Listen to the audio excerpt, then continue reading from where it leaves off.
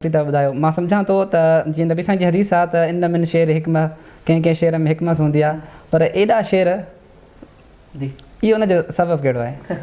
असल में मां किथे पढ़ियो हुयो त शाइरी गुफ़्तगू जो महराज हूंदी आहे, ठीकु, यानी गुफ़्तगू जी पीक जेकॾहिं का शइ आहे त उहा शाइरी आहे।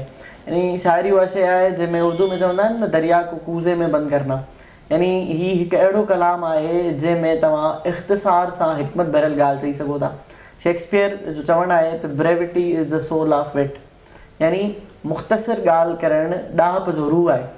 वासिफ़ अली वासिफ़ जो जुमिलो आहे न, बहितरीन कलाम वो है जिसमें अल्फाज कम और मानी ज़्यादा हूंदा। ऐं शाइरी हिकु अहिड़ी शइ आहे, हिकु अहिड़नि लफ़्ज़नि जो कॉम्बिनेशन आहे जो जेकॾहिं तव्हां कंहिं ऑडियंस जे साम्हूं पेश कयो त उहे ज़हन प्लस दिलि खे ज़रूरु इंस्पायर कंदा आहिनि। अल्लामा इक़बाल तव्हांखे पसंदि आहे, हा या न में जवाबु? बिल्कुल सर, मूंखे साईं खां इश्क़ आहे। जॾहिं त तव्हां अल्लामा इक़बाल जे ॿिनि शेरनि जी हिकु इंटरव्यू में मुखालिफ़त करे चुका आहियो।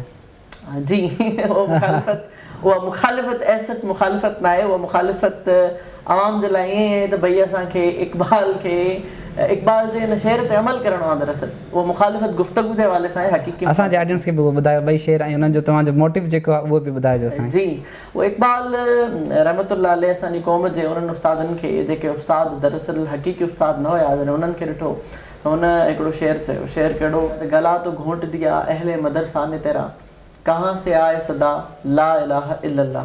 ठीकु, त इक़बाल हिकु इंसान खे, हिकु स्टूडेंट खे, हिकु मुसलमान खे इहो सम्झाइण जी कोशिशि कई आहे जिन उस्तादनि वटि तूं पढ़ियो आहे, उन उस्तादनि तुंहिंजो जेको दीन जो तसवुरु आहे उहो तोखे ग़लति ॾेई छॾियो आहे। ठीकु, तंहिंजे करे तुंहिंजे अंदरि उहा हमियत न आहे जेका हिकु मुसलमान जे अंदरि हुजणु घुरिजे। नंबर 1। नंबर 2, ॿियो इक़बाल जो जेको शेर आहे उहो उस्तादनि खां हिकु शिकायत आहे। शिकायत कहिड़ी? उनजे अंदरि इक़बाल चवनि था, शिकायत है मुझे यार खुदावंदा मकसद से, सबक शाहीन बच्चों को दे रहे हैं खाकबाजी। मूंखे उस्तादनि खां शिकायत आहे। कहिड़ी शिकायत आहे? इहा त हू शाहीन ॿारनि खे, जिन खे आसमान जी बुलंदियुनि में छुहण जेतिरो, आसमान जी बुलंदियुनि में उॾण जेतिरो पोटेंशियल ॾिनो वियो आहे, ताक़त ॾिनी वई आहे, ख़ालिक़ काइनात जे ताक़त ॾिनी आहे, उहे उस्ताद छा था कनि? उन्हनि जा पर पटे करे उनखे ज़मीन ते रहणु सेखारीनि था। यानी उहे उनखे हिकु कीड़े वारी ज़िंदगी गुज़ारण ते मजबूर कनि था। उहो जेको मक़सदु शागिर्दनि ताईं ट्रांसफ़र कनि था, ज़िंदगी जी जेका मीनिंग ट्रांसफ़र कनि था, उहा ज़िंदगी जी मीनिंग ऐं ज़िंदगी जो मक़सदु ॾाढो नंढो मक़सदु आहे, ॾाढो मामूली मक़सदु आहे। त जॾहिं मां इक़बाल जो इहो शेर पढ़ियो त दिलि मां हिकिड़ी ख़्वाहिश पैदा थी त इक़बाल, मां कोशिशि कंदुमि तव्हांजी इहा शिकायत मूंखां न रहे। ठीकु, हिन हवाले सां ग़लति साबित करण जी आहे। मतिलबु मोहबत में ग़लति साबित आहे त क़बूल आहे असांखे। सर, तव्हां इक़बाल जा या कंहिं ॿिए कंहिं शाइर जा सुठा शेर जेके हिन वक़्त में तव्हांखे ज़हन में तरी आया हुजनि, असांजे ऑडियंस सां शेयर कजो। तमामु घणा शेर आहिनि। इक़बाल ज़ाहिर आहे फ़लसफ़े ख़ुदी जे हवाले सां तमामु घणो मशहूरु आहे।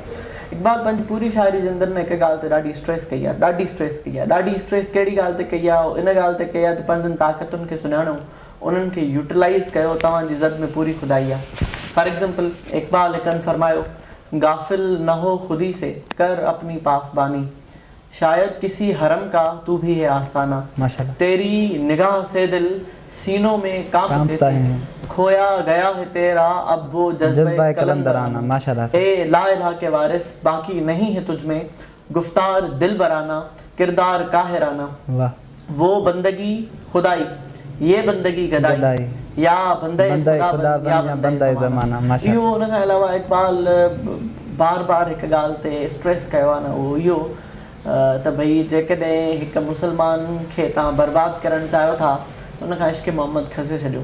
मिसाल जे तौर ते उन्हनि जो हिकिड़ो शेर आहे हिकु नज़म जे अंदरि त ये फ़ाका कश जो मौत से डरता नहीं ज़रा, रूह मोहम्मद इसके बदन से निकाल दे। माशाअल्लाह, ही फ़ाका कश आहे, बुखार हुअण जे बावजूद बि ही बेखौफ़ आहे, मौत जो ख़ौफ़ न आहे। जेकॾहिं तूं चाहें थो त इनखे बर्बादु कयां, इन जे अंदरि मौत जो ख़ौफ़ पैदा कयां, त उनजी सिर्फ़ु हिकिड़ी सूरत आहे, इन खां इश्क़ मोहम्मद खसे छॾ। अॻिते इक़बाल फरमायो, फ़िक्रे अरब को दे फ़िरंगी तख़य्युलात, फ़िक्रे अरब को दे फ़िरंगी तख़य्युलात, इस्लाम को हिजाज़ व यमन से निकाल दे। इक़बाल अंग्रेज़ खे इहो एडवाइस कयो, अंग्रेज़ खे एडवाइस कंदे दरअसल इक़बाल असांखे ॿुधाइण पियो चाहे त हू तव्हांखे बर्बादु कंदो त इन तरीक़े सां बर्बादु। जेकॾहिं असां अॼु ॾिसूं त अफ़सोस हू हुन रस्ते ते हली रहिया आहिनि ऐं असां अफ़सोस अॼु मौत खां डिॼी रहिया आहियूं ऐं असांजे अंदरि इश्क़ मोहम्मद, रूह मोहम्मद जेका उहा ख़तमु थी वई आहे। ठीकु सर, सो इक़बाल इन जे अंदरि स्ट्रेस कयो ऐं हुन सां गॾु ॿियो इक़बाल इहो चवणु चाहियो त फ़िज़ा बदर पैदा कर, फरिश्ते तेरी नुसरत को उतर सकते हैं गिरदों से कतार अंदर कतार अब भी। फ़िज़ा बद्र पैदा कर, उहा फ़िज़ा पैदा कर जिन जे अंदरि चंद मुसलमाननि जो अल्लाह जी ज़ात ते एतिरो यकीन आहे त उन्हनि जे साम्हूं लश्कर तमामु घणो आहे, पर उन जे बावजूदु ख़ौफ़ न आहे, यकीन कामिल आहे। नतीजो इहो थो निकिरे जो आसमाननि मां मदद अचे थी। त इक़बाल जो चवणु इहो आहे त तूं उहा फ़िज़ा पैदा कर, उहो यकीन पैदा कर, अल्लाह ताला जी ज़ात ते एतिरो ट्रस्ट पैदा कर, इश्क़ मोहम्मद जे अंदरि एतिरो अॻिते थी त तुंहिंजी नुसरत जे लाइ, तुंहिंजी कामयाबी जे लाइ फ़रिश्ता आसमाननि खां अॼु बि लही सघनि था, अॼु बि they can help U out. पर उन जे लाइ ज़रूरी आहे त पहिरियां जीअं आख़िरी ॻाल्हि मां हिन सां कंक्लूड कंदुमि त आज भी हो अगर इब्राहिम का ईमा पैदा, आग कर सकती है अंदाज़े गुलिस्तां पैदा।